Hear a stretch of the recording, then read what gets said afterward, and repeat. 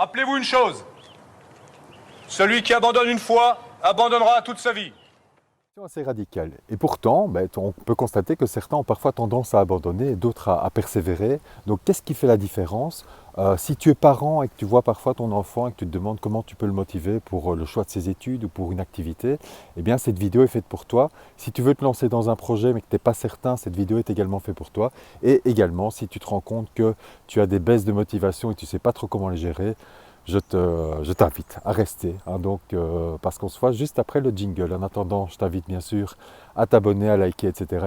Enfin, vous connaissez la chanson. En tout cas, si ces vidéos te plaisent, voilà, je te dis à tout de suite.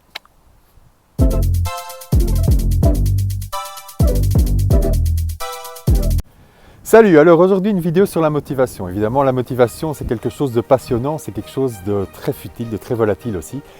Mais c'est le nerf de la guerre, c'est-à-dire que globalement sans action, sans motivation, il n'y a pas grand-chose qui se fait.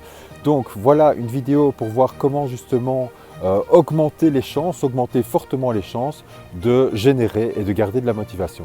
Alors évidemment la première chose pour être motivé, par définition, c'est déjà de choisir des activités, parce qu'évidemment, ce sont les activités qui vont nous motiver ou qui vont en tout cas entretenir la motivation, des activités globalement qui nous tiennent à cœur. Donc, comment identifier les activités pour lesquelles je garderai une motivation long terme et effectivement éviter les activités que je vais abandonner assez rapidement.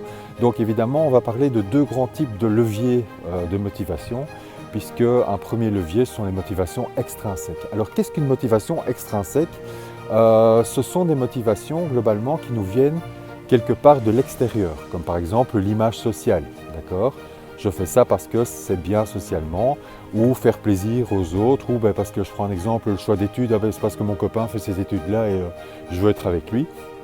Ou encore finalement faire plaisir à quelqu'un, faire plaisir aux parents ou quoi que ce soit.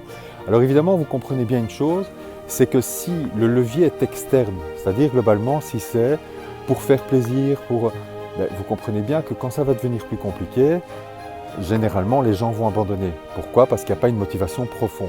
Alors évidemment, les autres types de leviers, ce sont les motivations intrinsèques, c'est-à-dire qui sont fortement ancrées en moi. Donc, en lien avec ma personnalité, si je suis plus introverti ou extraverti, ça joue. En lien avec mes valeurs profondes, je prends un exemple. Si je suis quelqu'un de fortement altruiste, quelqu'un qui a envie d'aider les gens et que je me dis ok, je vais faire de la médecine pour pouvoir aider, je pense que ce sera plus simple quand les choses deviendront plus compliquées, de se rappeler de ça et de se dire ok, oui mais non, je fais ça, ça a du sens, je veux aider les gens, etc. Ça peut être en lien avec mes croyances profondes.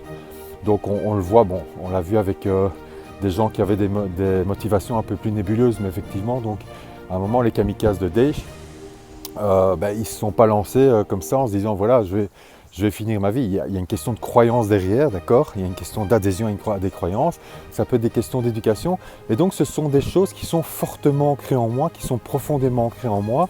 Et évidemment, si l'activité correspond justement à un de ces leviers, le choix de mes études, un projet, un sport, si ça correspond fortement à ces leviers, il y a beaucoup plus de chances que je continue, que je perdure dans le temps, que si effectivement le levier est extrinsèque.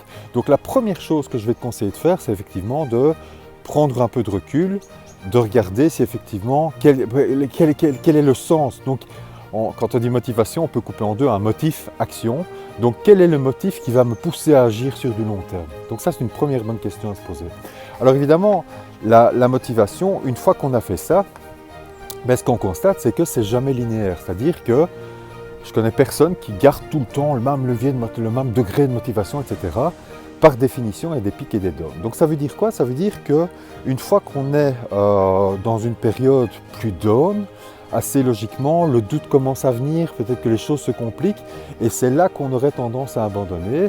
Par contre, quand on est dans une période up, donc je prends un exemple en début de projet, ou même quand tout va bien dans un projet, ou quand j'ai réussi quelque chose, j'ai réussi à me dépasser, effectivement, il y a d'autres attitudes à mener. Alors, on va commencer par les up. Quand je suis en up, automatiquement, c'est toujours intéressant de regarder la stratégie, de regarder la vision, de regarder l'objectif final. Donc, quand je suis dans mes études de médecine, ça se passe bien, je me lance bien, etc. Objectif final, j'ai envie d'avancer, c'est super. Et donc, je peux effectivement regarder loin.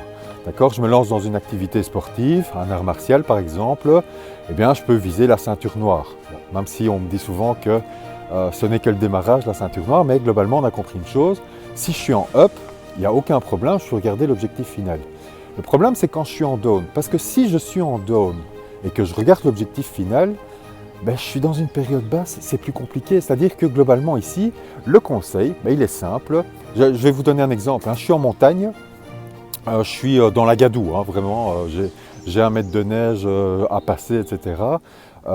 Et il me reste encore un paquet de routes. Si je regarde le sommet en me disant, ben, il y a de fortes chances que j'abandonne, c'est dur, c'est difficile, etc.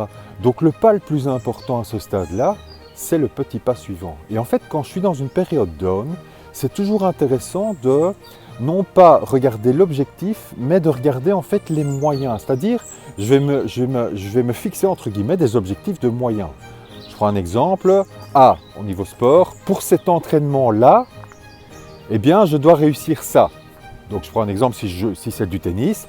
Voilà, à cet entraînement-là, il faut absolument que je rentre au moins un beau revers lifté, d'accord ? Et alors, évidemment, ce qui est intéressant, c'est que quand on a cet objectif de moyens, donc on se concentre sur les moyens, évidemment, on pourrait se dire, ben, ok, pendant l'entraînement, j'y suis, j'ai le courage d'y aller malgré ma démotivation, etc. Et ben oui, mood négatif, ça se passe pas bien. Et ça fait déjà 15 balles que je rate. Ben, par définition, c'est toujours la même chose. Je dois regarder devant. C'est-à-dire, globalement, la balle la plus importante, ce n'est pas les 15 qui sont passés, c'est la balle suivante. Ce n'est pas les 10 futurs, c'est la balle suivante. C'est le point suivant, d'accord ? Et je me concentre uniquement sur le point suivant. C'est le pas suivant dans la montagne, vous voyez ? Donc, l'objectif ici, c'est je me limite à ce point suivant et effectivement, je me base des succès. Bon, vous allez me dire, pour faire ce point suivant, mais par définition, je suis bien obligé de me dire, ok, je dois y aller. Et ça, c'est un secret fondamental, c'est que quand vous entendez la petite voix dans la tête, vous savez, la voix des excuses qui vous dit, oui, mais aujourd'hui, il fait pas beau, il fait noir, je suis fatigué, j'ai déjà eu une dure journée, etc. Ben, mettez-vous un pied au cul, parce que ça, c'est la clé du secret. Et c'est là que la citation de Marius tout à l'heure prend tout son sens. Si tu te donnes une fois l'autorisation d'écouter la petite voix, ce sera plus facile après. Donc, on est parti plutôt sur un cycle. Et donc, l'aspect ici, c'est mais vraiment de se dire une chose, c'est je ne vais pas écouter cette petite voix et je vais y aller. Alors, le but maintenant, c'est de se dire, voilà, j'y ai été, ben, effectivement, je dois être capable de faire des auto-évaluations, c'est-à-dire de noter et d'ancrer dans mon cerveau justement mes dépassements et mes petits succès, vous voyez. Donc ça, c'est aussi une clé fondamentale, c'est que quand ça ne va pas bien, on a tendance à se dire globalement ça ne va pas bien, eh bien je vais noter le petit détail qui a bien fonctionné, je vais noter le dépassement, je vais noter la fierté, et si vraiment tout ça ne fonctionnait pas, peut-être que je dois juste changer un aspect, alors peut-être environnemental, changer de décor, éventuellement changer de coach. Parfois, ce n'est pas la bonne personne. Et alors vous allez me dire, pour des études, changer de prof, ce n'est pas évident. mais l'aspect, c'est de se dire, ok, voilà, peut-être que dans l'environnement que je fréquente actuellement, il y a quelque chose justement qui me pousse à la démotivation. Et donc, parfois, changer cet environnement est une clé fondamentale. Voilà, donc j'espère que ces quelques éléments t'ont aidé. Je te dis à très bientôt pour une prochaine vidéo. Je suis très enthousiaste à te retrouver. Et évidemment, n'hésite pas à liker, n'hésite pas aussi à commenter ou si tu as des questions, bien sûr, à me les poser ou à les poser à la communauté. On est là pour y répondre. Voilà, je te souhaite une excellente journée et je te dis à bientôt. Ciao, ciao.